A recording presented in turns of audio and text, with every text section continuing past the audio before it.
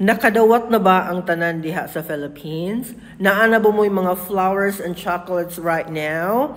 Nag-enjoy na ba ang mga lovers nato diha? Nga bisag way kwarta mo push gyud nga makapalit og chocolate and flowers for their loved ones. Okay man na siya, no? But anyway, I just want to say happy Valentine's Day to all of you. But here sa Taiwan, it's just like a normal day ra gyud. Mo nang ako as a person nga kana bang little chance ra gyud ang ako ang kanang opportunity nga makadawat og flowers and chocolates in the Philippines. Happy ko nga na ako diri sa Taiwan karon kay here in Taiwan manggod wala gyud pressure. Dili na siya celebration here. Walay mahitabo nga maundang ang klase just for the students to like go to their favorite teachers and then tagaan lang flowers and chocolates, whatever it is that they wanna do, or maghimo sila mga surprises sa ilahang mga favorite teachers. Walay mga ingana-ana nga ganap here. Just like Teachers Day, Christmas Day, as in normal ra gyud gihapon ang among klase here. Ana lang gyud siya. So ikaw nga little ra gid ang imong chance nga makadawat ana nga mga butang. So happy ka, dili pressure sa imong part nga hala na kay mohatag sa ako today. Kanang yun ana ba nga idea? Kay back then in the Philippines, ma-pressure na gid ko mga yun ani nga mga adlaw. Kay dili man ko confident nga naay mohatag sa ako especially sa ako ang pagka-strict as a teacher. The way na ko gihandle ang mga bata nga torture kaayo at some point. Dili gyud ko sure og confident nga na ako'y ma-receive.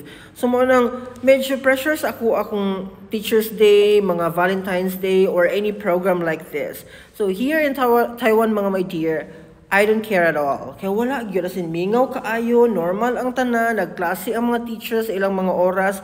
Ako pud here naghulat ko sa ako ang klase karong 4th period. Ana lang. So while nagwait ko, nagfix ko mga butang diri nagbutang ko mga butang kuan sa kong dagway kay para ma-prepare atong face for our class karong adlaw ug unyang hapon.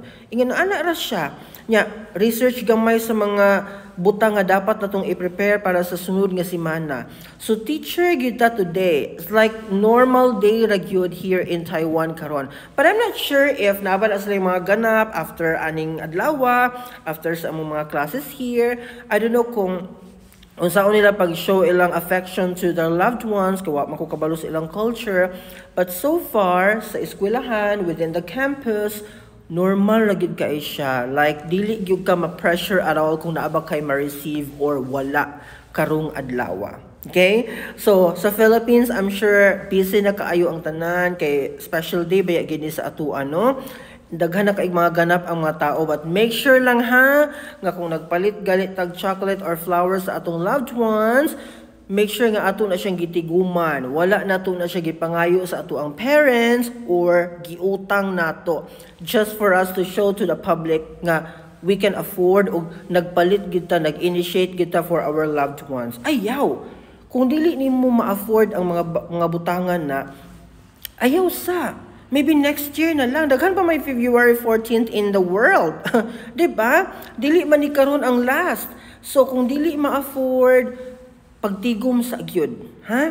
Dili ta magpa-show up kaayo sa public, sa social media, ni at the end of the day ga-struggle di ay ginamos ang sudan or wala gali halos pamiliti. Okay? Nya nagsuko-suko sa ginikaran kay wala da ito'y kwarta. Ana lang ha, reminder lang na sa tanan na akong mga viewers. Bye-bye!